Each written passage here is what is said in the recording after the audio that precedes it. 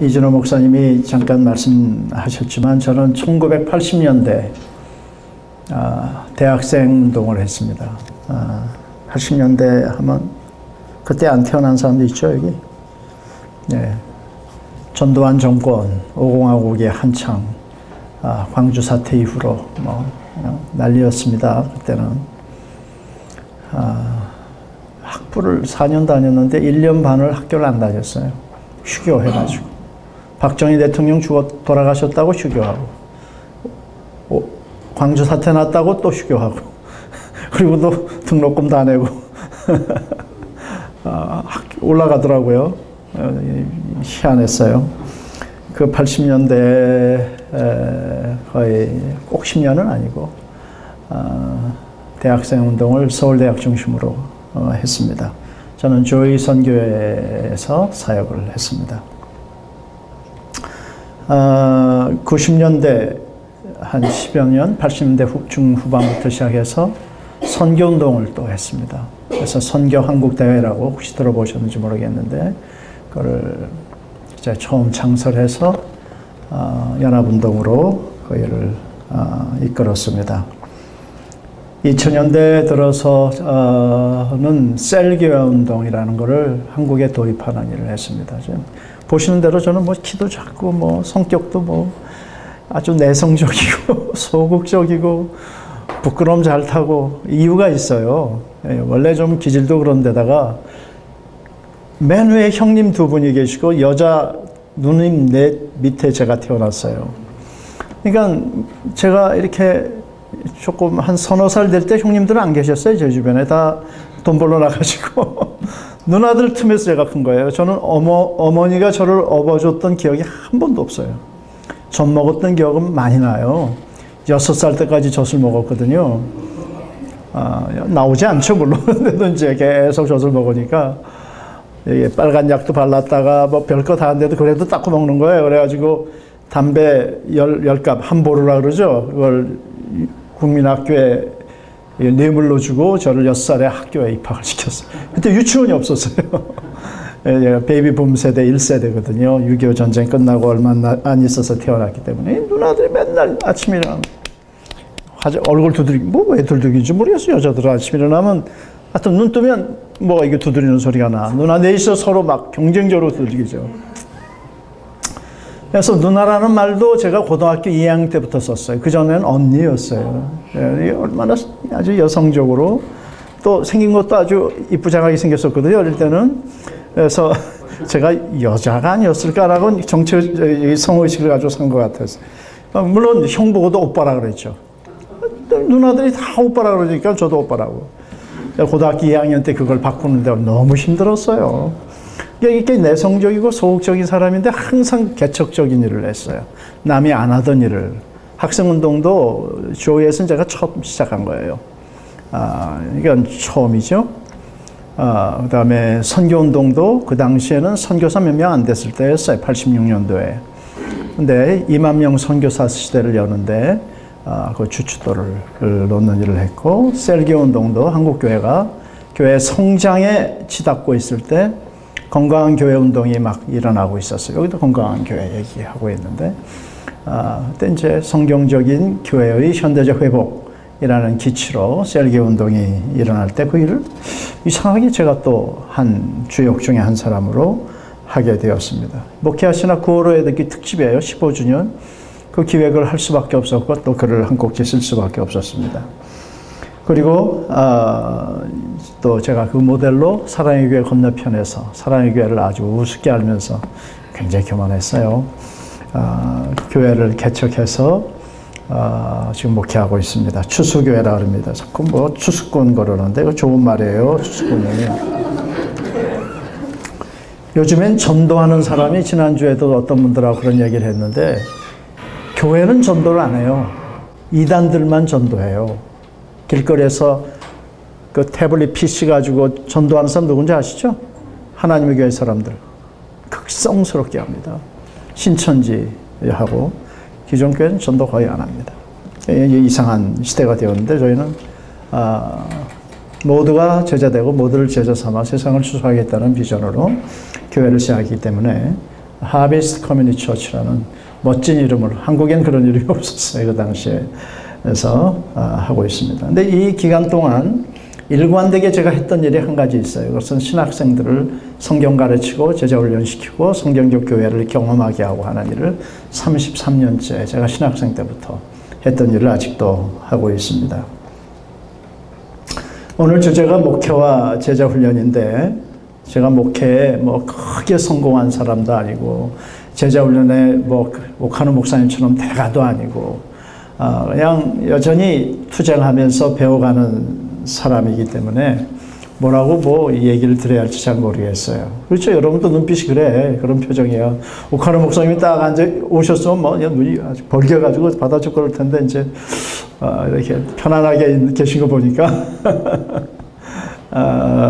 그런 것 같아요. 맞습니다. 저도 그렇습니다. 그래서 저도 배워가는 입장에 있기 때문에 다만 이제 6학년이 다 오거든요. 제가 그래 보이세요? 아니세요? 몸부림치는 거예요 지금 여러분처럼. 그래서 제자훈련이라는 말이 한국교회에 생기기도 전부터, 오카노 목사님 그런 거 하실 때 전부터 이런 얘기를 학생운동에서 했고 또 교회운동을 해왔기 때문에 그런 고민들을 함께 나누는 이야기를 여러분과 나눌 수 있을 것 같습니다. 지난 5월 달에 달라스 윌라드라는 사람이 주님 품으로 돌아갔습니다. 들어보셨어요? 그런 이름? 한국에서 꽤 인기 있는 작가죠. 누군가요? 유진 피터슨하고 리차드 포스터와 함께 현대 기독교 영성 작가라고 일컬음 받는, 한국에서 굉장히 인기 있는 분들이죠. 그런 분인데 이분이 이런 말을 어느 날 했습니다. 오늘 신자들 사이에 잘못된 신화가 있다. 제자가 되지 않고도 신자가 될 수 있다고 생각하는 것이다. 제자가 되지 않고도 신자가 될 수 있다고 생각하는 것이다. 제자가 되기 위해서는 자기 찢어짐과 비움과 돌이킴이 있어야 하는데 전혀 그런 일을 하지 않고도 예수를 믿고 있는 이 사실이 현대의 비극이다. 그런 얘기를 했습니다. 웬만하면 안 놀라죠. 그런 얘기 들어도 안 놀라는 사람들 굉장히 강심장이에요. 충격을 받으셔야 되는데, 신자는 신자고 교회는 교인인데 제자가 아니에요. 흔히들 이 제자 개념이 잘못되어 있는데 교회 다니는 것과 제자가 된다는 것이 다른 거라고 생각해요. 근데 그거는 잘못된 성경 이해라고 생각합니다, 저는. 물론 어떤 사람이 교회 밖에 있다가 교회 안에 들어오고, 그저 교회 주일 예배 참석하는 사람에서 교회의 핵심 멤버가 되는 거에는 어떤 단계가 있을 수 있어요. 그러나 성경적으로 보면 예수를 믿는다는 것은 제자가 된다는 것을 의미하는 것입니다. 그것을 현대 학생 선교단체의 제자훈련 개념이, 특별히 내비게이터 개념이 들어오면서 신자, 제자, 일꾼 뭐 이런 개념으로 막 이렇게 구분을 지었어요. 그럼 제자 훈련이 점진적이어야 한다는 면은 맞지만 성경적인 제자 개념은 잘못 가르쳤다고 저는 봅니다. 제자는 성숙한 사람을 얘기하는 것이 아니라 예수 믿는 모든 사람이 제자의 삶을 살아야 한다고 저는 믿습니다. 이 말이 오늘의 목회자와 신학생들에게 주는 의미가 뭘까 생각해 봤습니다. 제자 되지 않고 목회자가 되려고 합니다. 저는 학생운동도 했고 선교운동도 했고 셀교회 운동은 전 세계 네트워크가 있어요. 전 세계 뭐 엄청나게 뭐 수십만 교인부터 시작해가지고 뭐 그렇게 크지 않은 교회까지 네트워크들이 다양한 형태로 있는데, 그런 네트워크를 함께 해오면서 많은 목회자들을 셀교 운동하면서 한 10,000명 한국교회 담임 목사님들을 훈련시켰어요. 초교파적으로. 그리고 지금도 목회자 네트워크가 있어요. 20여 명 목사님들을 매달 한 번씩 만나서 하루 종일 같이 시간을 보내. 반드시 부부 동반으로 와야 돼. 부부가 중요해. 목회는 부부가 중요해요. 목사님 혼자 하는 게 아니에요. 해보니까 그래요. 저는 학생운동 혼자 했거든요. 아내는 애 키우고. 근데 나중에 보니까 이게 완전히 잘못한 거더라고요. 나중에 좀 더 얘기하겠습니다만은 많은 목사님들과 함께 시간을 보내고 큰 교회 목사님들, 뭐 작은 교회 목사님들, 젊은 목사님, 나이 많은 목사님들, 많은 목사님들, 또 신학생 사역도 33년 했으니까 제가 가르친 사람들이 이미 노회장, 지방회장 이런 거 다 했다고요. 예. 전 신학교 다니면서 같은 신학생들을 성경 가르치기 제자훈련에 했거든요. 근데 너무 많은 목회자들이 제자의 삶을 살지 않습니다. 신학생들은 물론이고. 어떻게 하면 공감하는 타이틀이에요. 내가 꿈꾸는 건강한 작은교회. 이거 꿈꾸세요, 여러분? 내가 꿈꾸는 건강한 큰 교회 아니에요? 속에 있는 아젠다가 대부분의 신학생들. 근데 어떡하죠? 여러분이 꿈꾸고 모델로 삼았던 많은 목회자들이 지난 5년 사이에 다 넘어졌어요. 그렇죠? 여러분의 그 롤 모델로 생각하던 분들이. 저희의 롤 모델들은 이동원 목사라든지 홍정일 목사 이런 분들이었어요. 저보다 한 10년 이상 연배 분들이니까. 여러분의 롤 모델은 아마 JC, 이분이 열심히 막 잘못된다 그러고 다니는 JC, OC, 뭐 또 다른 JC, 목동에 있는 저하고 친구예요. 그 친구는요. 네, 며칠 전에 출소했겠네. 감옥살이 하다가.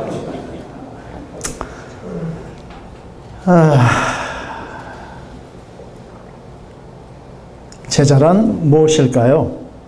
제자. 그냥 국어사전에 보면 배우는 사람이라고 되어 있어요. 예, 우리 주님 나라 갈 때까지 배우는 사람 되기를 바랍니다. 아멘. 예. 또 한 가지 중요한 의미는 스승의 발자취를 따르는 사람. 굉장히 의미 있는 말이죠? 여러분 누구의 발자취를 따르고 있나요? 네, 우리의 스승이 예수님이죠. 우리는 누구의 사람의 제자일 수 있죠. 그러나 우리가 우리 주님의 제자이어야 합니다. 뭐 한국교회가 위기에 맞았다는 얘기는 뭐 너무 많이 하고 너무 많은 분석들이 있고 그러니까 제가 뭐 거기에 보탤 것이 없습니다. 한국교회 문제의 주인공들이 있어요, 몇 사람? 네, 있습니다. 늘 문제 일으키는 사람이 있죠. 뉴스앤조이에 단골로 등장하는 인물들 있습니다. 그분들이 그러는 건 전혀 이상하지 않아요. 원래 기대도 안 했으니까 원래 그런 사람들이니까.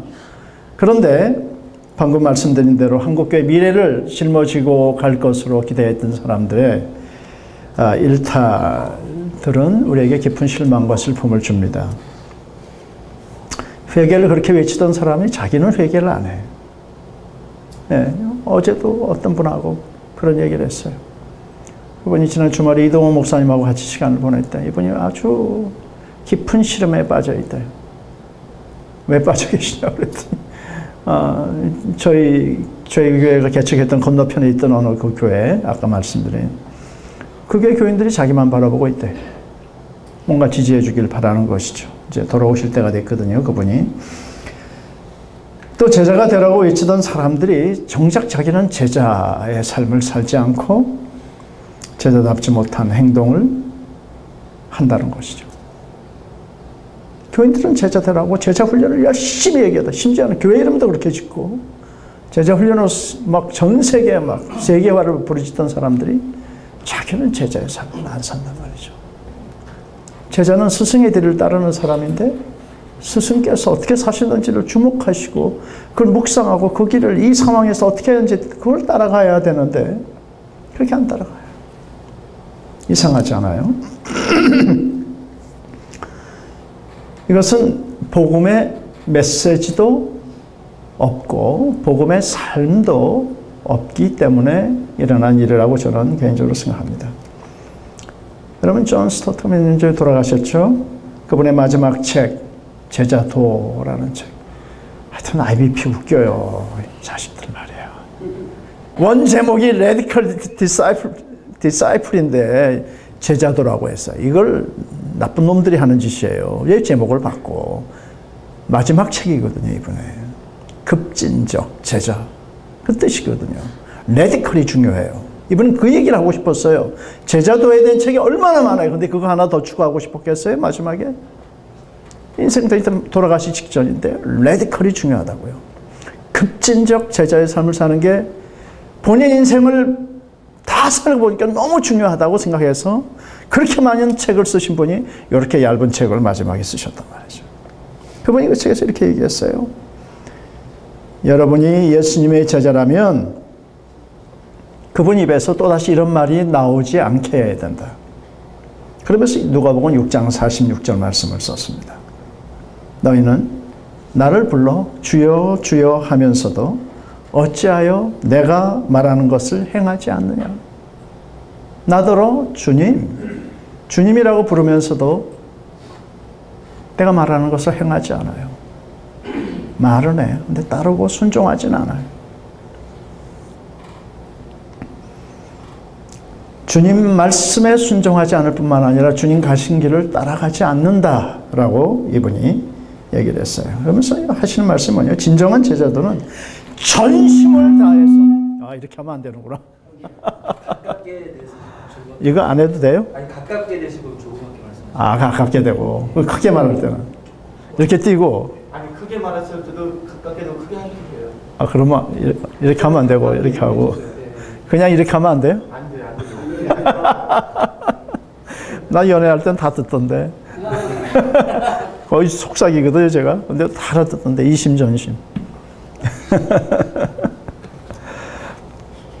전심을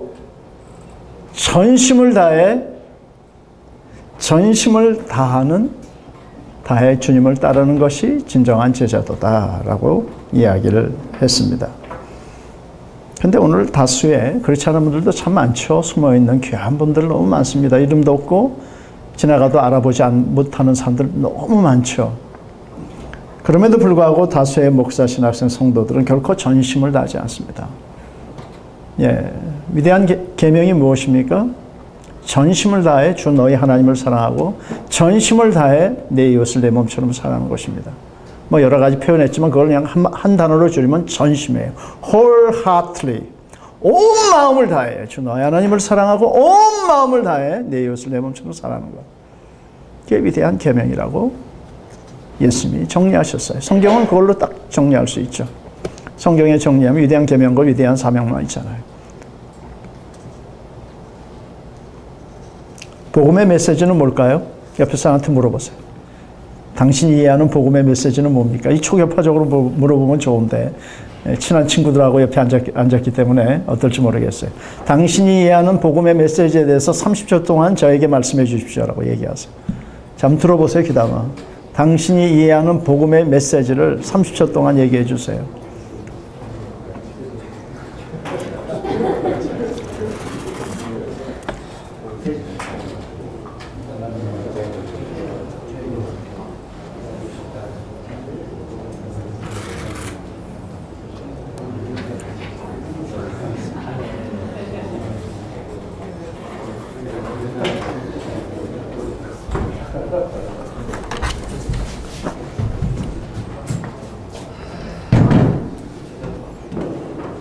벌써 끝났어요? 되게 빨리 끝난다.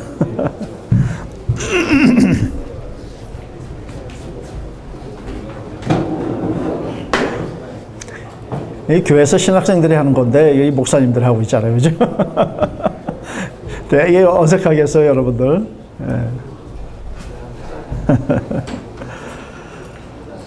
자, 여러분이 아는 복음의 메시지가 무엇입니까? 그냥 단어 몇 개의 단어로 정리하면 하나님 나라. 와우. 또 회개. 예수 그리스도. 거의 선문답 수준으로 이제 하고 있어요. 좋습니다. 다 맞죠. 또 그걸 또 어떻게 설명하느냐에 따라서 달라집니다만은 저는 그냥 십자가와 부활이라고 생각합니다. 복음은 십자가와 부활이다.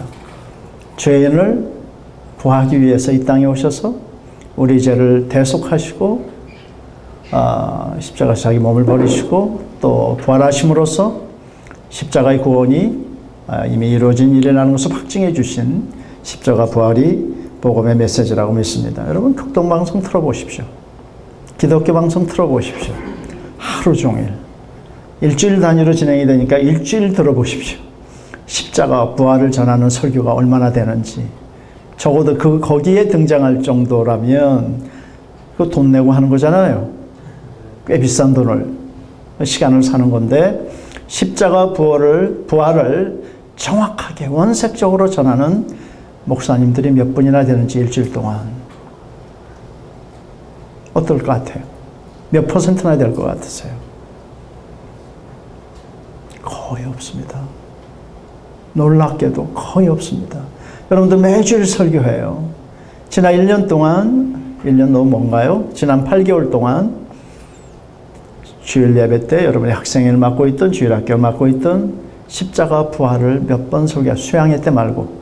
수양회 때 그거 해야 되잖아. 그래서 마지막 날 한번 울려야 되잖아. 그죠? 캠프파이트 놓고 회개도 시켜야 되니까 그거 가끔 해. 근데 주일 예배 때, 낮 예배 때 그거 얼마나 하십니까?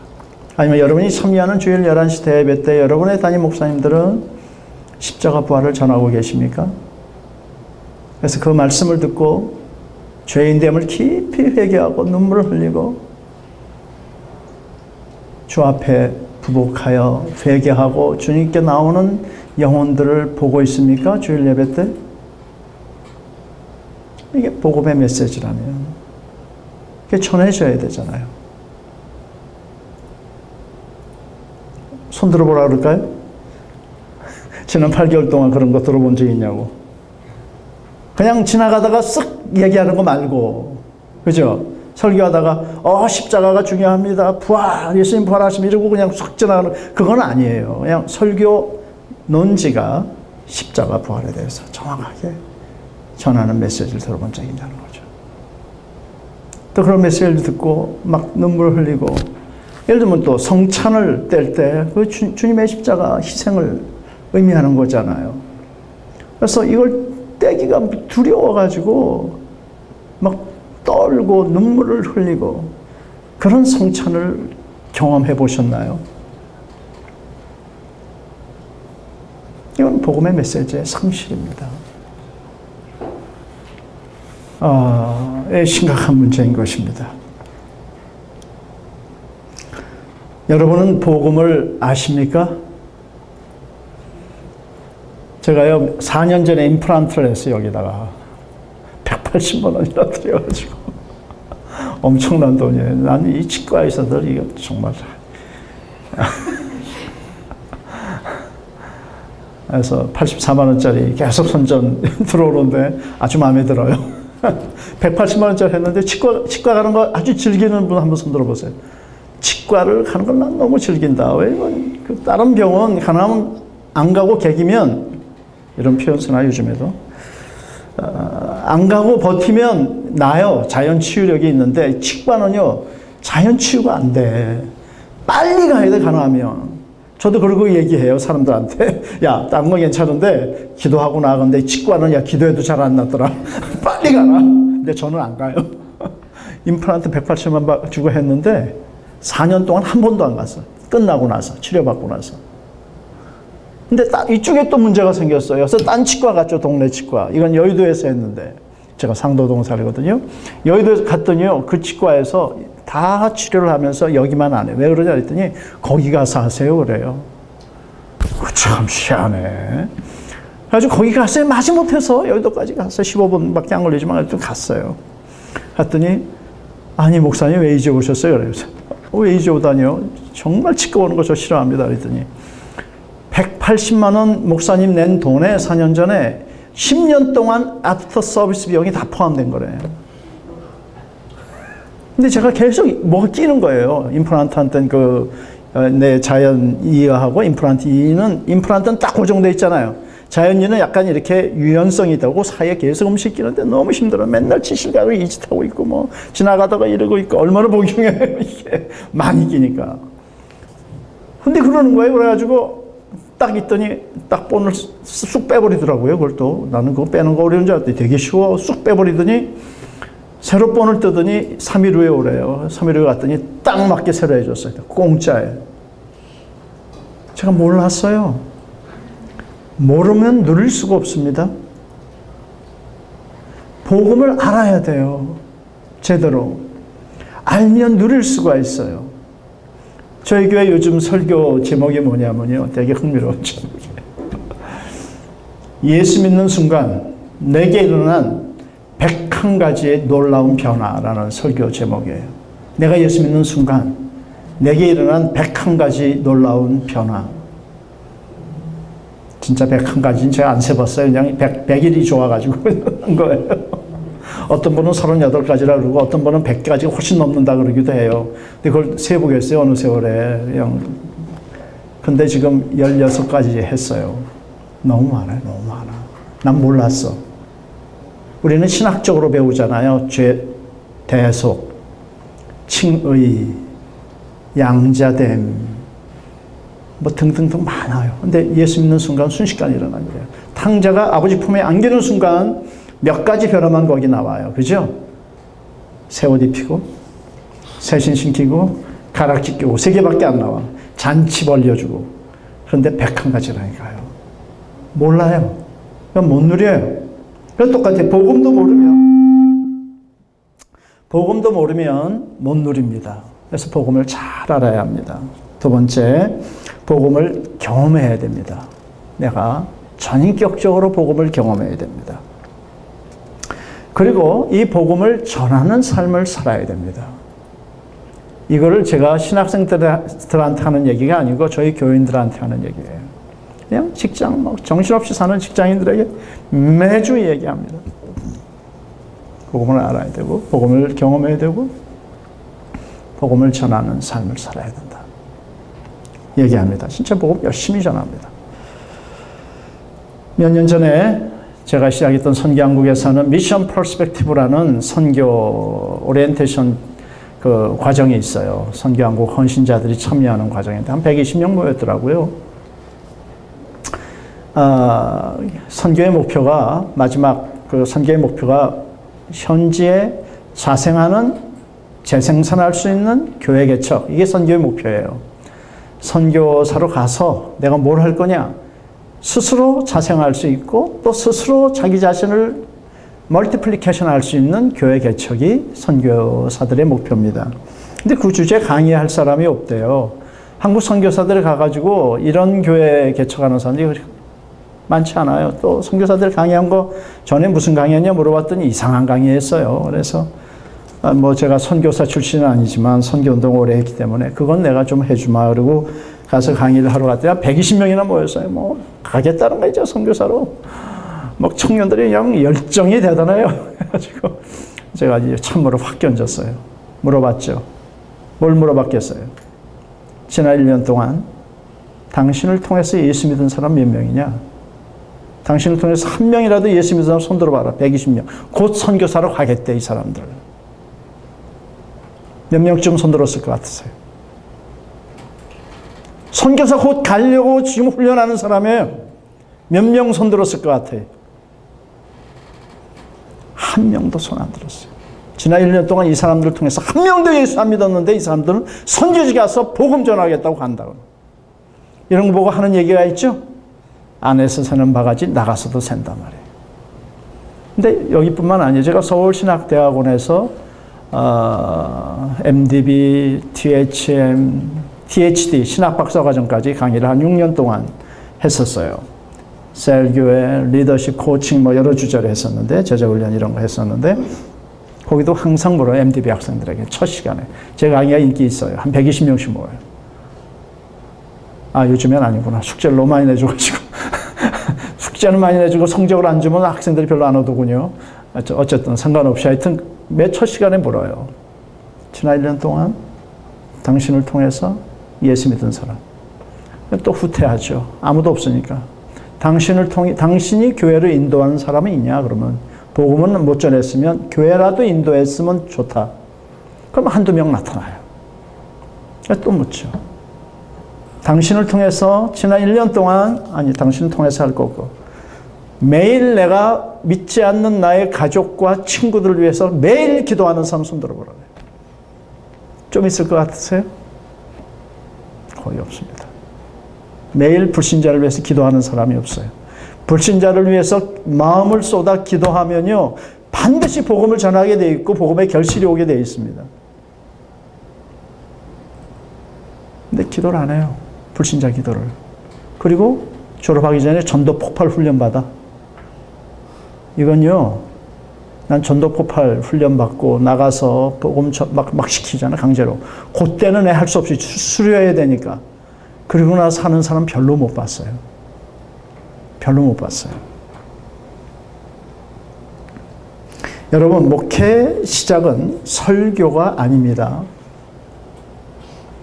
목회의 시작은 설교가 아닙니다. 설교 물론 굉장히 중요합니다만은 목회의 시작은 죄송하지만 설교가 아닙니다. 물론 NDB에서 공부하는 모든 내용이 정말 균형 잡히고 영감 있는 설교를 준비하는 그 신학 여러 내용들을 배우는 것은 사실이에요. 그러나 목회의 시작은 설교로 시작되지 않습니다. 목회의 시작은 내 주변의 한 영혼을 위해서 우는 것으로부터 시작하는 것입니다. 믿지 않는 죄악 가운데서 죽어가는 한 영혼을 위해서 우는 것으로부터 그 영혼에게 내가 경험한 복음을 전하는 것으로부터 시작되는 것입니다. 근데 많은 신학생들이, 많은 목회자가 이걸 안 합니다. 너무나 오랫동안 안 합니다. 교회 문화권에 있는 사람들에게 뭔가를 해요, 자꾸. 봉사일, 사역일을 해요.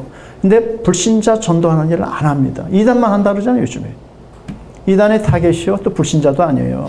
교회 어영부영 다니는 사람이 타겟이에요. 신천지 간 사람들이 불신자가 가겠어요? 요즘에 주요 일간지에 동방번개 맨날 전면 광고 나오잖아요. 재림 예수가 중국에 있어요. 40대 여자예요. 거긴요, 납치, 폭행, 자유자재를 하는 집단이에요, 거기. 중국에서 발못 붙이니까 한국으로 다 나왔어요.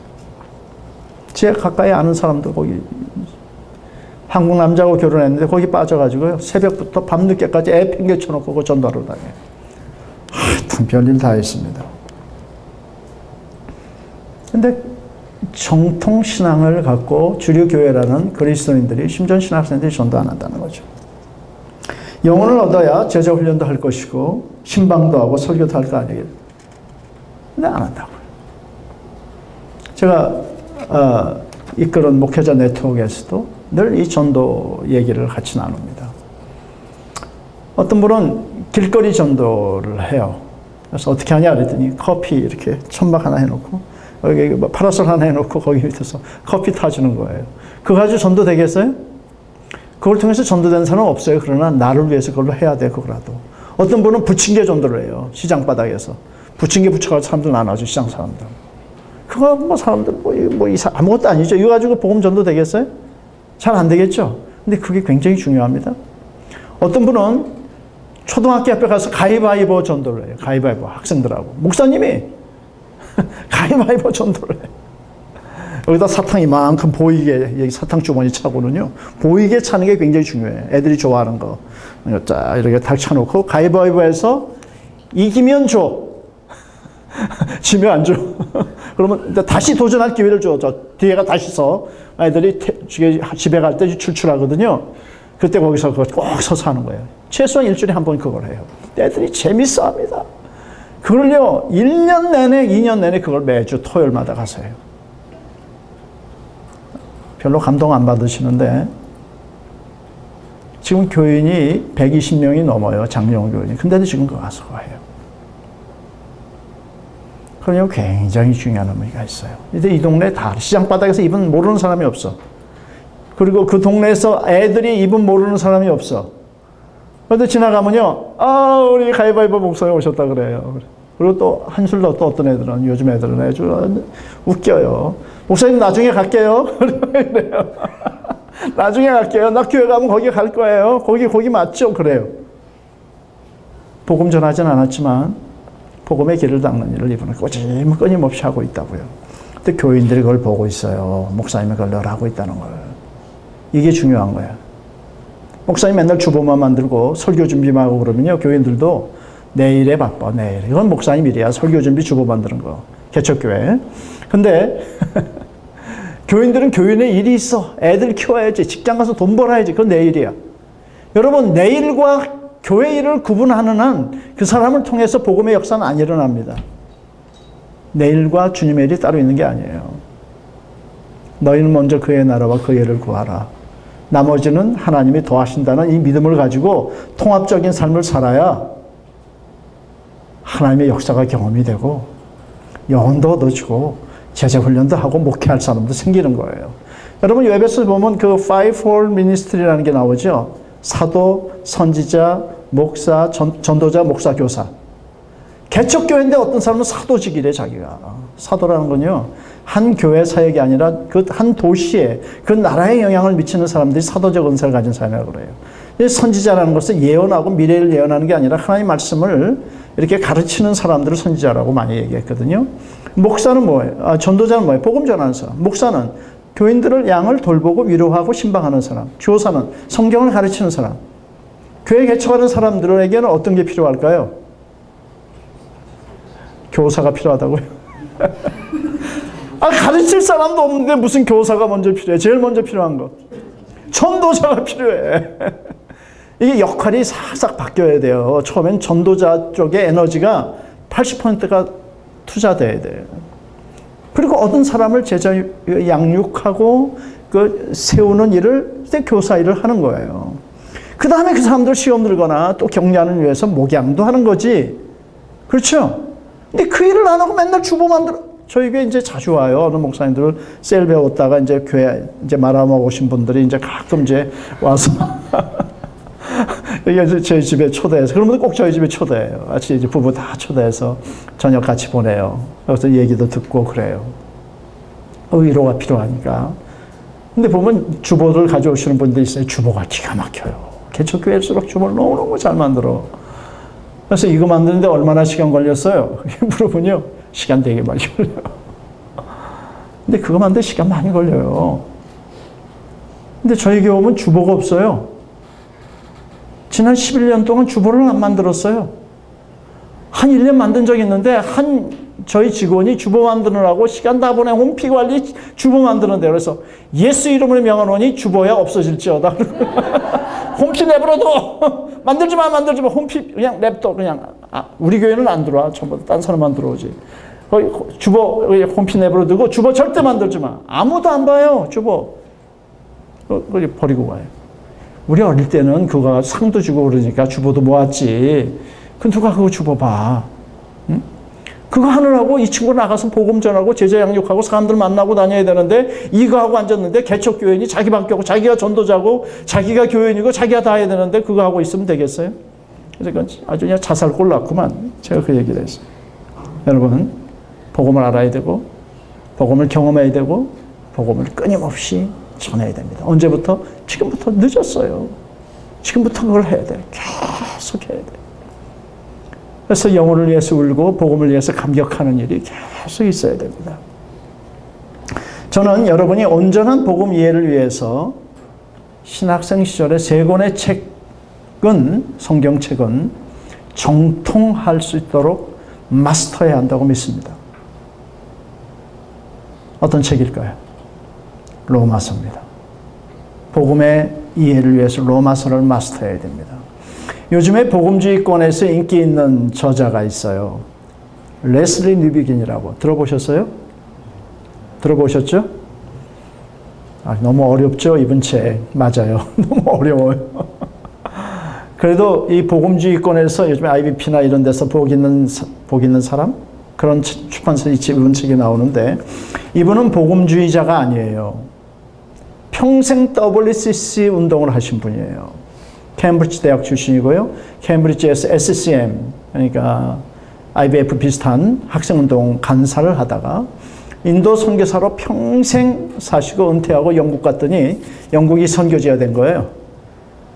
그래서 그곳에서 이제 사역을 많이 하셨는데 이분의 자서전에 보니까 근데 이분의 그 책들이 WCC 사람들은 잘 안 읽어요. 이 복음주의권에서 책이 많이 나와요. 이분 책이. 그래서 제가 참 궁금했어요. 제가 이분 다니던 교회를 좀 다녔었거든요. 영국에 있을 때. 또 이분도 만나서 같이 강연을 듣기도 했었어요. 이번에 자서전을 보니까 이런 내용이 있는 거예요. 신학교 들어가기 바로 직전에 SCM 간사를 학생 간사, 저처럼 학생 간사를 할 때 로마서 스터디하는 시간이 있었어요. 자기가 아무리 해봐도 아이들을 가르치고 복음을 전하고 그러는데 로마서를 내가 제대로 모르고는 안 되겠더래요. 그래서 어느 날 착심을 하고 휴가를 얻어가지고 이 사람은 기초가 잘 돼 있으니까 그리스 헬러 로마서 성경을 딱 펴놓고 헬러에 아주 공부를 많이 했나 봐요. 헬라어로 로마서를 공부를 했대요. 그리고 로마서에 아주 알려져 있는 주석책 몇 권을 놓고 같이 읽으면서 로마서 스터디를 했대요. 그리고 이분이 한 얘기가 있어요. 로마서 공부를 하기 전엔 자기는 자유주의자였대요. 로마서 공부가 끝났을 때 자기는 복음주의자 그때 있었대요. 그러니까 이분이 WCC 부총무도 하고요. 뭐 굉장히 중요한 역할, 칼 바르트 이런 사람들 활동을 많이 한 사람인데 내용이 너무나 복음적이에요. 그래서 그 이유가 이 로마서 공부를 깊이 했다는 데 있어요. 여러분들이 로마서를 깊이 공부해야 됩니다. 신학적으로는 좀 나중에 하세요. 바이블 스터디를 하세요, 로마서를. 주석책 아주 굉장히 잘 써놓은, 좀 선배들 로마서를 잘 가르치는 분들한테 물어보세요. 어떤 주석책이 로마서를 성경적으로 좀 잘 썼는지. 신학적으로 뭐 굉장히 컨트로버셜한 얘기는 많지만 그거는 신학교 강의실에서 하고 여러분들이 복음을 제대로 이야기해서 로마서를 깊이 로마서를 깊이 경험한 사람들은요, 복음을 전할 수 있고 복음을 전하면 사람들이 변합니다. 이게 비밀입니다. 왜 우리 교인들은 안 변할까? 복음을 안 전해서 안 변합니다. 사람들이 변하는 건요, 복음 때문에 변합니다.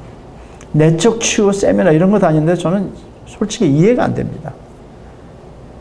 복음을 제대로 전하면 내적 치유가 일어날 수밖에 없습니다. 복음은요, 교회 다니는 사람을 만드는 것일 뿐만 아니라 그 전 인생의 모든 영역을 다 터치합니다. 축사도 일어납니다. 귀신 들린 영역이, 귀신이 쫓겨난 일도 일어납니다. 그리고 마음의 부모로부터, 주변으로부터 받은 상처들이 깊이 치유가 됩니다. 감동적인 예화를 들어서 웃고 떠들고 마는 그런 가벼운 설교로 오늘 많은 교회들이 주일 예배가 가득 차 있는데 복음을 전하면요, 사람들이 진정으로 떨리는 감동으로 눈물을 흘리게 되어 있습니다. 날 사랑하심, 날 사랑하심. 성경에 써있네. 그 찬양을 맨정신으로 못 부릅니다. 눈물이 앞을 가려서. 내가 누군데요? 여러분 누굽니까 대체? 정말 죄악덩어리 아닙니까? 저도 물론이고요. 저도 죄악덩어리거든요. 내 멋대로 살았거든요. 신학교 다녀도 목사인데도 불구하고 내 멋대로 살았거든요. 개인의 야망을 충족시키기 위해서. 그런데 그런 나를 하나님이 사랑하신다는 거예요. 오늘 성경을 보다가 깜짝 놀랐어요. 성경은 그냥 나를 향한 하나님의 사랑이 창세기 1장 1절부터 요한계시록 마지막 절까지 가득 차 있더라고요. 그러니까 막 너무너무 감격스러웠어요. 이렇게 보니까 세상 창조도 나를 위해서 하셨어. 인간을 위해서. 하늘과 땅과 그 운하의 세상의 모든 것을 사람을 위해서 창조하셨어요. 그리고 사람에게 그것을 누리라고 말씀하셨어요. 사람에게 그것을 관리하도록 부탁하셨어요. 이름도 지으라고 하셨어요. 여러분, 제가 이래봬도 손자가 있습니다. 5살짜리 손자가 있어요. 되게 귀여워요. 손자 자랑하면 10,000원 내라 그러는데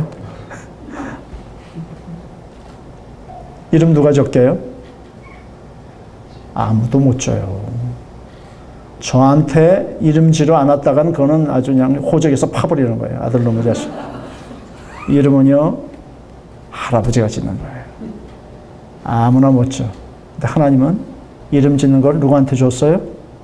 아담과 하와에게 줘버렸어요. 이게 사랑이에요. 권력은요, 자식하고도 안 나눕니다. 근데 하나님은 세상을 통치하고 다스리는 권력을 인간에게 맡기십니다. 이게 사랑이에요. 사랑이 너무너무 가득 차 있어요, 성경에는. 로마서를 통달하셔야 돼요. 두 번째, 갈라디아서를 통달하셔야 돼요. 깊이 들어봐야 돼요. 주석적 붙어 있지 말고요. 성경을 몇십 번 읽고 나서 읽으면 좋아요. 갈라디아서는 왜 해야 되냐면 율법주의로 가득 차 있기 때문에 한국교회가. 우리 자신이 율법으로 가득 차 있기 때문에. 율법주의로 목회하면 되게 편합니다. 주일 성수 안 하면 벌 받는다. 11조 떼먹는 놈은 인간도 아니다. 뭐 이러고 요즘 뭐 합동 측에서는 뭐 또 뭐 제정했다며 11조 안 하는 건 교인도 아니다. 뭐 이렇게 한참 웃었어요. 별 인간들 다 봤다. 하여튼 이상한 짓, 하여튼 사고 치는 데는 전부 다 합동측이야. 하여튼 얘들 어디 좀 딴 나라로, 달 나라로 보내든지 어떻게 안 되는지 모르겠어요. 감리교도 마찬가지고, 뭐, 저희 성결교도 마찬가지예요. 성결교는 몇 개 그 조폭 조직이 있는데, 한 두세 개 돼요, 조폭 조직이. 가지고 맨날 싸워요. 근데 하나가 워낙 강해. 그래가지고 나머지가 다 합쳐도 이놈을 못 당해. 몇 년 동안. 그래가지고 지난번에 총회 때는 나머지 파들이 아주 권토 중매를 꿈꾸고 반란일으켜가 드디어 부총회장을 당선시켰어요. 그랬더니 신학교 총장을 이쪽에서 또 당선을 시켰어요. 그리고 싸우고 앉았어요. 성결교회. 성결이 뭔지 아세요? 네, holiness. 율법주의. 심각합니다. 율법주의가. 은혜를 모르면 복음을 모르는 것입니다. 여러분 기회가 된다면 NCD에서 나온 은혜의 영성 파워라는 조그만 책이 있어요.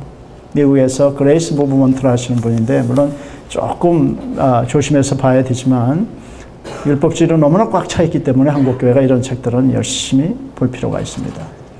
은혜입니다. 구원을 얻는 것도 은혜입니다. 행위가 아니고 의가 아니고 하나님의 은혜로 하나님의 의를 경험하는 것입니다. 세 번째로 에베소서를 깊이 이해해야 됩니다. 왜냐하면 공동체 교회를 알아야 되기 때문에. 다른 성경 다 알아야 돼요. 그러나 최소한 이 세 개를 깊이 이해하고 내가 딱 잡으면요. 목회와 제자훈련에 굉장히 중요한 도구를 잡았다라고 할 수 있다고 저는 개인적으로 봅니다. 그런데 오늘 한국교회는 이 얘기 뺐네. 김세윤 교수가 쓴 복음이란 무엇인가라는 작은 책이 있어요. 잘 썼어요. 너무나. 고마워요. 그런 분이 있어서. 그분이 삶은 내가 잘 모르고 개인적으로 모르는 분이니까 얼굴만 알지. 그러나 책은 너무 잘 썼더라고요. 샘플하게. 레슬리 누비긴이 요즘에 그 죄와 구원이라는 책이 조그만 책이 나왔는데 인도 선교사들 있으면서 인도 교인들 초신자를 위해 쓴 건데 좀 어려워요. 그래도 굉장히 잘 썼어요. 죄에 대해서, 구원에 대해서. 그런 것들을 좀 보셔도 됩니다. 저는 두꺼운 책 싫어합니다. 제가 제일 싫어하는 사람은 마틴 로이드 존스입니다. 한 구절 가지고 한 문단 가지고 책 한 6권 이렇게 쓰는 사람들. 아주 인내심을 아주 자극하는 오래 참는 게 사랑이군요. 예, 좋습니다. 그래서 좀 단순한 거 좋아합니다. 근데 한국교회는 복음을 제대로 모른다는 데 문제가 있어요. 너무 값싼 은혜가 문제가 있고 번영신학 심각하잖아요. 한국교회 초대형 교회 목사님들 전부 다 번영신학적인 설교들을 하거든요. 교인들이 그걸 원하니까. 근데요, 복음을 제대로 전하면요, 번영신학 얘기하지 않아도 훨씬 교인들의 깊은 문제를 치유해요. 제가 101가지 놀라운 변화에 대해서 아까 잠깐 얘기했잖아요. 첫 주제가 뭐냐면 죄사함이에요. 예수 믿으면 모든 죄가 용서받는다. 이 모든이 중요해. 모든 속에 내가 지었던 모든 죄가 다 포함되어 있기 때문에 크고 작고 숨기고 드러난 거 뭐 엄마한테 들킨 거 이런 것까지 다 교인한테 절대로 밝혀서는 안 되는 치명적인 죄까지 여기 다 포함되어 있다고. 다 용서한다고. 얼마나 좋아요. 돈벼락 맞는 것도 좋지 않아요? 그 모든 거 다 용서해 주신다는데 어떻게 하면 나의 삶의 보좌에서 나를 끄집어내리고 우리 주님을 보좌에 올려놓으면 이게 회개거든요. 회개는 내가 지은 어떤 죄를 돌이키는 게 아니고 나의 삶의 보좌에 내가 하나님처럼 되려고 들어앉아가지고 나 중심적으로 살고 내가 주인 삼은 모든 삶을 사는 것이 죄고 죄의 뿌리고 이게 원죄거든요. 이걸 내려놓는 거예요, 땅에. 그리고 원래 하나님이 나의 창조주고 나의 주님이셨으니까 그분이 그분 자리에 올려놓는 거예요. 여러분 로마서를 가만히 보십시오. 로마서 1장 1절부터 11장까지가 복음이에요. 그 12장부터는 그 구원받은 자의 삶을 기록하고 있다고요. 근데 12장 1절 2절이 뭘 얘기하고 있어요? 이 세대를 본받지 말고 예수 믿기 전은 세상을 바라보고 사는 거예요. 교회를 다니건 말건 하여튼 세상 바라보고 사는 사람은 전부 다 불신자예요. 복음을 깨달은 사람 뭐예요? 회개한 사람은 이제 세상 바라보는 삶을 살지 않고 주님을 바라보고 사는 것이 이게 그리스도인의 삶이라는 거예요. 그 얘기를 딱 하고 그 다음에 그리스도인의 삶에 대해서 얘기하고 있다고요. 그런 관점에서 보면 우리는 어때요? 어떤 목사님이 교회를 크게 짓고 뭐 엄청난 몇백억 재산을 가지고 있고 그 교회가 그렇게 한다고 합시다. 뭐 그게 뭐 죄는 아니라고 생각하는데 자기의 왕국을 그렇게 쌓으려고 애를 쓰고 있다는 것이죠. 많은 분들이. 하나님의 나라를 구하는 것이 아니라 먼저 그의 나라와 그 일을 구하는 것이 아니라 자기의 캐슬, 자기의 왕국을 쌓는 일을 끊임없이 하고 있다고요. 그건 복음적이지 않잖아요. 이런 문제들이 오늘 우리에게 굉장히 많이 나타나고 있다는 거죠.